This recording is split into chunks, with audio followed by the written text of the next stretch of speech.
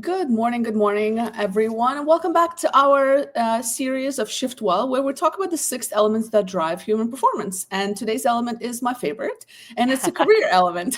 So I'm really excited to chat about that with Jordana, and of course, two of us are two out of the three co-founders of Shiftwell, and we're really excited to chat together today. And hopefully, people who are listening are gonna take something away from this conversation. So whether you're an HR professional thinking about how to navigate and help people navigate their careers internally, or maybe you're a professional who's kind of just thinking about their own career. I think for both parties, this will be super relevant.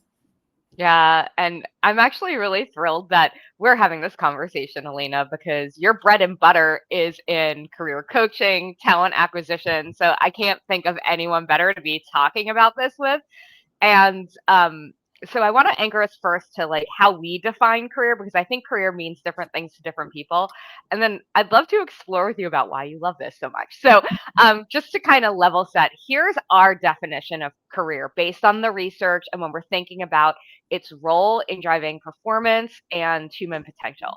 So career is the work that you do and the contributions or accomplishments that you make through it. So when we think about this as an element in shift, while we think about the level that your work provides advancement, the level that it provides recognition, the level that it provides tools and resources that align with your professional goals. But there's also kind of two parts to this.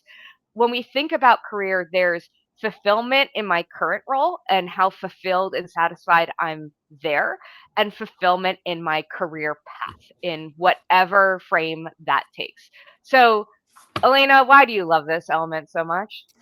I love this element so much because honestly, my career, well, I was a career mess in the beginning, and then through my lessons, I recognized that I was like, this is pretty natural. It's pretty natural to change. It's pretty natural to grow with your career, and sometimes change your career completely. And then I've recognized that we're not taught that. And we're not Mm, taught at an earlier career days, maybe even during college times, to think about career in a different way, to really understand mm, what drives you. So that's why I love it. But also it's such a continuously evolving space that we can spend hours talking about the how the careers have changed, yeah. and so on. I think we're living in times where a lot of people are going through career change. Some of it is forced, some of it Yeah. is self-driven, and so yeah, I think it's just a fascinating topic. Personally, for me, it's very fulfilling. So on a selfish level, to be able to talk people through their careers, but yeah. Yeah. It's interesting to kind of hear you talk, right? I love that phrase career mess. I like to talk about my career journey as a roller coaster, where I have my career's been in three acts. So the first part of my career, I was in higher education and I worked in nonprofits, I worked in universities, I worked in education technology. I was helping students, helping administrators and leading teams, and I started to feel unfulfilled or like there was a miss there, and it was really that reflection over what my strengths are, where I found myself most fulfilled, that enabled me to make a career pivot and go back to school. And that kind of second arc was moving into corporate learning and development, which I did for about a decade.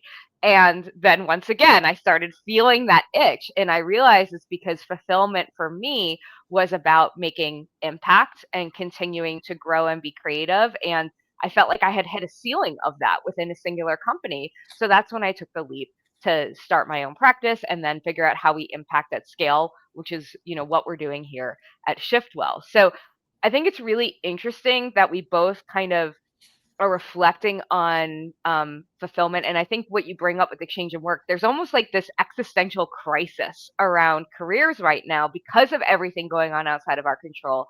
And we spend more time at work than anywhere else. So if we're not feeling fulfilled there, how in the world are we going to be at our best, and how can we feel fulfilled in life? Mhm. So yeah, tell me more about your thoughts on what's going on right now and how people can anchor. Yeah, and we'll get to it in just a second, but I want to just kind of comment on something. I think what you're pointing out is something that's pretty natural. I think Mm, there's two types of people. I think, and there's also a generational piece here, I feel. yes. So like when I look at, obviously, earlier generations, like our parents' generation, they kind of just stay within the same career field. Usually they're just like, listen, as long as I'm making money, it's fine. It's just a mentality. It's a generational mentality, which is fine. Not everybody. I don't want to generalize that. Every baby boomer, every Gen X feels this way, but there is this kind of cultural piece to what a career looks like within this generation. So I think there's part of that. The other part, I think, is that we often see career as this thing that it has to be fulfilling. It has to have all this purpose, and sometimes not necessarily, and sometimes it takes time to get there. And I think that's another thing. We with the new generations coming in there, and maybe this is where I'm kind of like the devil's advocate, because I think, yes, ideally, and that's what I preach, like, ideally I believe that everybody can have a fulfilling career. I believe you can make money off of the things that you enjoy and you're good at, but also I realize that there are realities of life, and sometimes there's a space in your time, in your life, in your career, where you just have to do what you have to do. And it doesn't mean, and it's so your fulfillment might come from something else. So that's an important thing, and we can talk about that. And then the final piece is, like, when it comes to your career, essentially, I'm losing my track of thought, but what I was trying, it's coming back. 1 second. Hold on with me, audience. It's a good I'm point. holding. I haven't finished my coffee yet this morning. That's what it is. And I just came back from a trip, as you know, Jordana, so I'm slipping. And that's the problem that I have, because I'm so passionate about this topic and there's so many different directions. And this is one. Anyway, so, so one of the last piece I wanted to mention is that when we start feeling unfulfilled in our career, we start saying, oh, it's because we don't make enough money, or we need to make more money so we'll be more fulfilled, or my manager is really bad, so I need to change companies because it's my manager's fault. So then there's that. So, and we can dissect into each of that, but let's dive a little bit deeper in terms of, like, and I'm curious about your thoughts. Is it all the time you can have a fulfilling career, or is it just something you work towards? Like, what's your thought on that? And we'll kind of go step by step. I love that challenge, and I love that question. And you know me, I'm an academic nerd, so I'm gonna bring in a little bit of the research, because it's who I am and it's what I do. And I think that's a really great call out, and it also hits on a lot of what we uncover and anchor back to at Shiftwell, where we're not any of these elements in isolation. Like, I heard you talking about purpose in the work that you do, right? There's that kind of blend there. But that also each person's needs are unique to them, and fulfillment looks different to each person. Fulfillment can be where I am right now in my life. It means that my job allows me to pay the bills so that I can spend time in hobbies. Fulfillment could be that I feel like I'm doing good work and that I'm contributing to something and I can leave that behind. Fulfillment could be I like the people that I work with and I have great interactions every day. Or fulfillment could be my job puts me on a career trajectory where I can advance, or it can be a purpose. So there's really fascinating research by someone by the name of Amy Wisniewski. And her entire research has been around job meaning. And she finds that people tend to fall into one of three buckets. Some people see their job as a job. It literally pays the bills. That's it. There's other things that are more important to me in life. Some people see their job as a career. It's a path toward advancement. And as you've talked about, this is harder to find nowadays because we don't have these 30-year careers anymore, because so much is changing with layoffs and reorgs and mergers. And then some people see their job as a calling. So like you and I, right, that it's that purpose orientation. And that people tend to kind of go a third, a third, a third. And neither is good or bad. It's just where we are. Now, is there research that connects the dots between a sense of purpose and stronger career fulfillment, stronger retention, better health outcomes? Yes. But that doesn't mean that your job has to be the end all be all, or like where you focus all of your time. So one of her best examples is she did interviews at a hospital with every single employee. And she asked each person to share how they would describe their job. And she spoke with a janitor and asked him, how would you describe your job? And he said, I save people's lives. And it's true. If you think about it, right? He is keeping the hospital clean. He is keeping the rooms disinfected. If they are dirty, if bacteria gets in, somebody might die. So because he saw more purpose with his job, it changed how he interacted with it. He took more care for that. And one of the things that he did, which I thought was amazing, he worked on a long-term care ward with individuals who were in comas for a long amount of time. And he would move paintings between rooms because he thought, even though they weren't awake, maybe they can experience different things. And if they had the same thing in front of them every single day, then maybe they'd like a little bit of a change. So Hmm. that's the sort of thing where you don't have to have this kind of big job or, be on this path to CEO. And I think sometimes we think of fulfillment as advancement versus fulfillment, and finding ways to align what we do with our values and our strengths. And that's something that anyone can do any day. Yeah, you're so spot on. And as you're talking, I'm also thinking of how often do we compare ourselves to the success of others? And Ugh. it's, I mean, point A, right? Like because I'm like a achievement oriented person. I'm like, Yeah. I have to achieve. And so I've spent full transparency, guys. Like I've spent my first in my 20s, I used to compare in not a very healthy way. It was almost like an envious way of Mm, comparison, like why this person, not me. Over the years, I've recognized that actually a lot of those feelings were coming from other areas. And then I started to shift my mindset to say, what are they doing and how can I be inspired by these people instead of being jealous of them, right? And I think a mm, lot of people go through that, but sometimes we get stuck in this and then we adapt this kind of like really scarcity mindset that there's not enough space for everybody, and that their way should be your way, when ultimately you need to design. And that's my whole thing. Like I want people to start creating their own career mhm, path in a way that is fulfilling to them in whatever. And to your point, it could be that you just need to make a paycheck because you yep, actually really love your hobbies outside and, yeah, and other things that you're doing. And this is just a way for you to enjoy parts of your life, right? And we live in challenging times. And again, like sometimes a job is just a job and that's okay. And I think that when we start comparing and saying, well, these people have these titles and these, and they're making all this money, and it's not for everybody.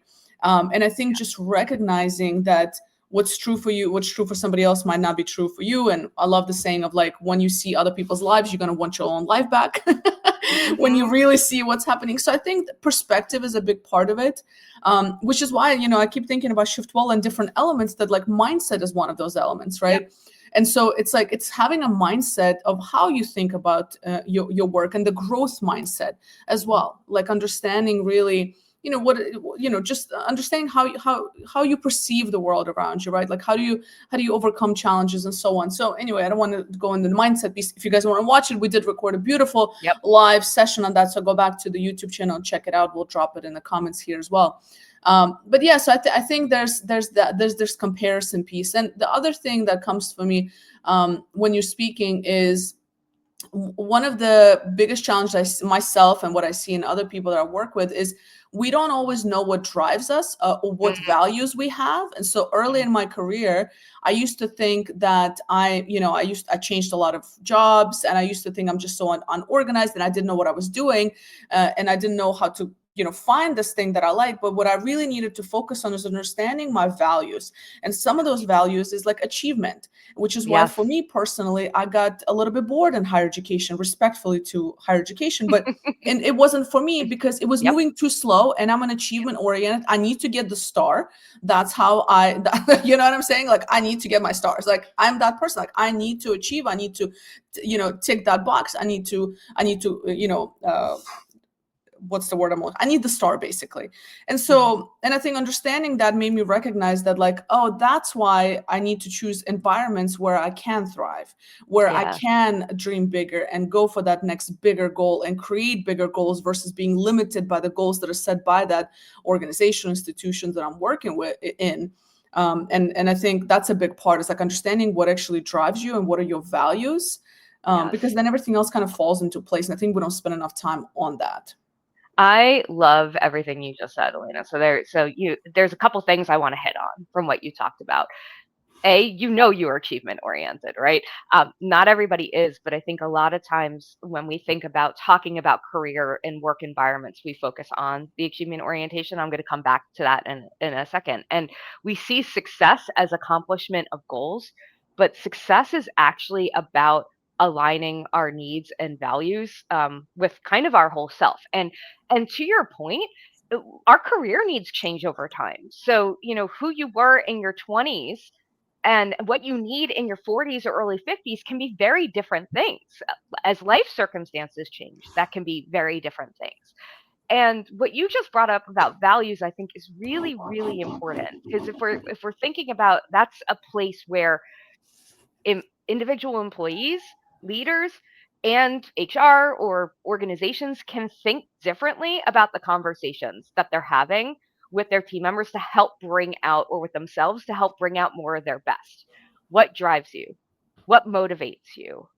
What's important to you? And I think that is so important, because especially in this world right now where jobs are changing, AI is coming in, teams are getting leaner, and there's a lot of talk about internal mobility and workforce transformation, we tend to focus only on skills. What are the skills that a person has that can transfer over to this job over here? Or what are the skills gaps that are preventing us from being where we need to be in a performance and growth standpoint? Skills are only part of the story of performance. We don't talk about the will. And the will ties back to our values. The will ties back to our strengths. The will ties back to our drivers. So having conversations with people about what they value. I remember a couple weeks ago we were doing an HR breakfast, and we had a couple of HR leaders in the hospitality industry talking about how it's hard getting people who are interested in working long shifts, overnight hours, in person in today's day and age. And how do we connect the dots between that and values? If somebody really values being able to have strong interpersonal interactions, if somebody, really values being able to have a pretty structured career path, there are opportunities there that might be different than somebody who values something else. So, I think that's something when I think about, again, we talk a lot about the issues with engagement surveys. Two of the things that we tend to focus, I know you heard that side. Two of the things that we tend to focus the most on in the statements are, I have opportunities for advancement. I have professional development. But we don't ask, I know what my values are. Mm-hmm. I'm able to live my values in this organization. I'm able to leverage my strengths. We don't ask open-ended. What are strengths that you wish you could bring to work more often that you're not bringing right now? Because people are whole people, not just work people. And there are things they do in their personal lives that could transfer over that can also make a great opportunity for mobility. But if we're only seeing the person for the career journey that's in front of us in the organization that we're in, we miss out on so much about who they are, what they value, and what they can bring to the table. And when we just take that question at the surface, and people are disappointed with advancement in an environment where we know we're getting leaner, gig economies are rising, the career paths are not linear, and we don't actually ask them to define what that means, we don't ask them to define what professional development means to them, we're just going to keep going in that same loop of frustration over and over again. Yeah, it's as you're speaking, I'm just thinking of, again, how important it is for managers as well to not only just manage the day to day, but also be those mentors and coaches, and to be able to have these conversations. And part of it also is, and we know this from coaching conversations, right? Like sometimes people know where they are is not exactly where they want to be. They feel something is like off, but they don't always know what's next, or what it is that they're looking for next. Like there's a lot of uncertainty and unknown. And I think this is where Shiftwell and the kind of things that we're doing, especially with the assessment piece, like it just keeps coming back to to me, because that's what really helps you identify some of those things, because we don't know what we don't know. And if you've been programmed your whole life to just follow direction and never had a moment to actually think of what does it look like for you to, create your own career path? What does it look like for you to understand what your values are? What are those values? What are the values we're talking about? Like I think there's like 100 different identified values that is out there, but probably more. So it's like, what is a value, and how, what if you have 20 values that are important? How do you actually narrow down to those 5 top values? So I think there's a lot of that as well. There's not a lot of tools that are available to help us get to that point. Not everybody can afford a career coach, right? Not everybody can afford $300-400 an hour career coach to help you work through that. So I think there's 2 pieces. One, I think, an organization, like having the right tools to help people identify some of those things, but then also, managers and HR professionals understanding how to have those conversations, understanding what to focus on in those conversations to really unveil some of those things that actually drive performance, like understanding your values, what you bring to the table, what do you want to contribute, and what are some gaps you have to help you grow into that potential. And I think that's, I know I'm biased, but I really think this is where Shiftwell comes in very, it's a perfect fit in that sense. So it's it's like we keep doing the same thing over and over. It's the definition of insanity, right? Yeah, and I'm really glad that you brought up the managers because, look, I get it. Managers are overloaded. We talk about this all the time, especially as you're kind of dealing with everything going on in the work environment right now. And we feel like coaching is something that takes too much time, or we're not equipped to do it well. And I'm curious to get your thoughts on this. I sometimes think managers are afraid to have that conversation about what somebody values or what drives them because they're worried about what might come up. They're worried that the individual might say something that they can't, managers like to fix or solve and that they can't solve for. Or they're worried that they won't be able to have that conversation well. So for somebody, and I have my own take. I'd love your take. For somebody who might be nervous to enter that conversation, we're all about small micro shifts that make big impact. What's a question that they ask, or what's something they can do to get started that you can help them feel a little less nervous? Yeah. So I think for starters, there's this, idea that as a manager, you're supposed to solve all the problems and you're supposed to have all the answers. And number one, you don't. That's not it. I think just, I'm just thinking of, just having a conversation, just creating a space for your team member to have a conversation is already a win for them. They will already feel the fact that you're even interested in having a conversation besides, did you meet your goals for this week on this project, is a win already. So I think just like, let's just reframe what it means to have a conversation. So that's step one, right? The second one is in terms of the questions that you can ask, is you can ask, if you're having like a one-on-one, I think one of the things you can ask is just, first of all, maybe you can also start sharing kind of some of the things that you're thinking about in your own career, right? Because I think that a lot of times you can ask all the questions, but if people don't feel like, and this happens a lot, I'm just thinking of several examples that I've observed myself, even when you're in that one-on-one conversation, if you as a manager is coming in with just like a structured, checkbox that you need to get through, an employee will feel it and they won't be as vulnerable, as open to even share.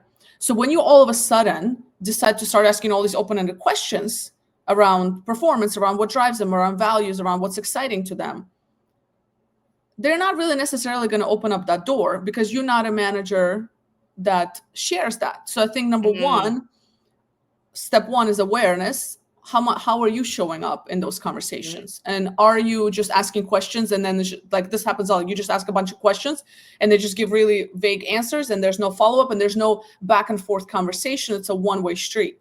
Yeah. Because that makes, no matter what question you ask, that makes it very difficult, right? So I think awareness is number one.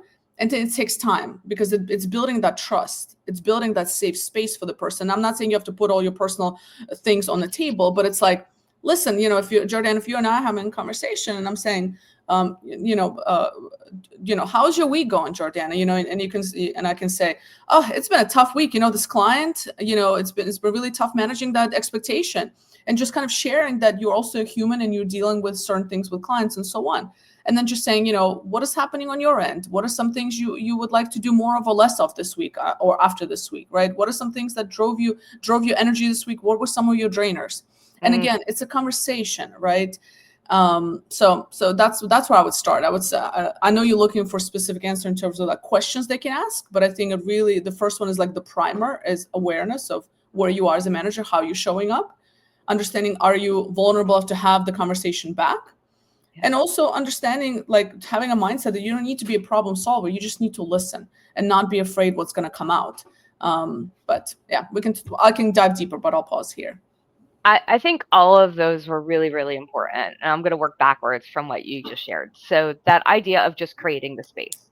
Yes, it's not about solving for somebody's values or strengths in that moment. It's for understanding them more. And when people feel heard, when they feel seen, when they feel valued, that inherently starts to build some trust. So even just creating that space where you're having that conversation and you're asking those questions and reframing back what you heard. It sounds like this is really important to you. Is that correct? We don't do that enough. We just kind of take things verbatim. And when we do that, we can either make somebody feel heard because it shows that we were actively listening, or we can clarify if we actually misinterpreted something. I can't tell you how many times we mean well, where we take something, we believe it means one thing, it's actually another thing, we act on that, and then it creates friction and frustration because we don't do that check-in first. But I think the more important comment you made is about trust. And I think there's a trust deficit right now, given everything going on in the world. And you're spot on. And I've seen this myself where, a leader learns a new skill or they learn a new approach and suddenly they completely do a 180 in how they interact in one-on-ones. And they don't provide the context as to why they're making that change. Mm-hmm. So it's already met with a little bit of resistance and a lack of trust because we don't know what the person is going to do with that information. And particularly if you don't have that trust built and that relationship. And one of the easiest things you can do from a lens of vulnerability is to say something like, you know what, I was listening to this webinar and they really shifted my perspective on how we orient our one-on-ones. And I'd love to kind of use our time to focus a little bit less on the work and talk a little bit more about what drives you and what you need. Would it be okay if I asked you a couple of questions?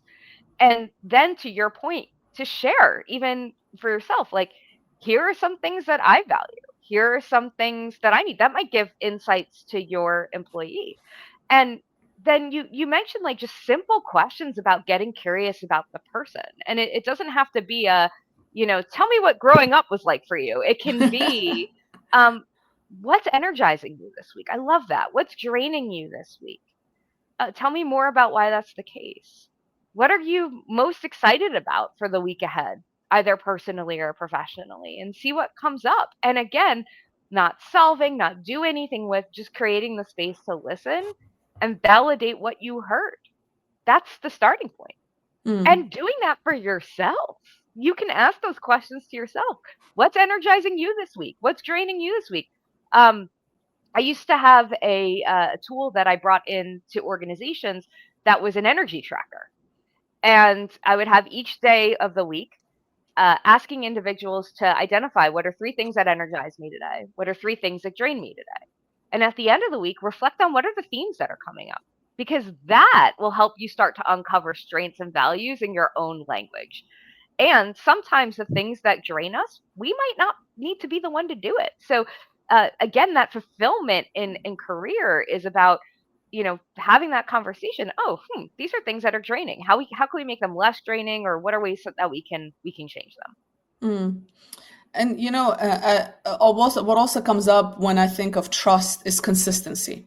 And I think that's the key, right? Because to your point, one, it's opening up discussion, say, listen, I've listened to this webinar and I would like to do things differently, but then it's actually doing things differently and actually sticking with that change and, and really showing up consistently when, in those one-on-one sessions, not just doing it for a month, and then all of a sudden you're back to your old bad habits, perhaps, of just not listening or not making time. I think it's Yes. consistency is what actually builds trust, in Yeah. addition to that vulnerability piece. But it's and I think it's Simon Sinek says, like, we build trust by showing up for people in our life consistently, not doing it once or twice, but actually being there and being present and so on. Because if you're showing up one day as one person and on the next week you're somebody else, guess what? That even if you show up as this changed person again, your team member won't trust that anymore, because they don't know who you're going to be the next day. And it again ties back to values, ties back to what drives you as a person, and making sure you are operating from a state of really true awareness about yourself, because then you can show up a little bit more authentically every time, and you don't have to pretend to be somebody else every week because you're trying too hard. So I think it's consistency is such a big part of it. That is so important, because there's this concept of the say-do gap. We say one thing when we do another, and actions speak a lot louder than words. And it feels like we're in an environment that is speeding out of control as far as inconsistency and uncertainty is concerned. But even in that environment, you can create moments of consistency where, to your point, you can enter each conversation with the aim to create a space to ask good questions and listen, to clarify what you're hearing and confirm it's been heard, to ask a question to show that you care about the person, to ask a question to unearth what drives them. And again, not about solving. And some of that context is, I'm asking this because I want to understand. I can't solve it for you, but it helps me understand you better and work with you better. And I think consistency admits change. Talking about fulfillment in your career, one of the things that gets in the way is lack of clarity Mm, around expectations, lack of clarity around responsibilities, lack of clarity around how I'm going to be measured at the end of mm, the day. And there's a lot of things that we don't have clarity around, that we can't predict the future.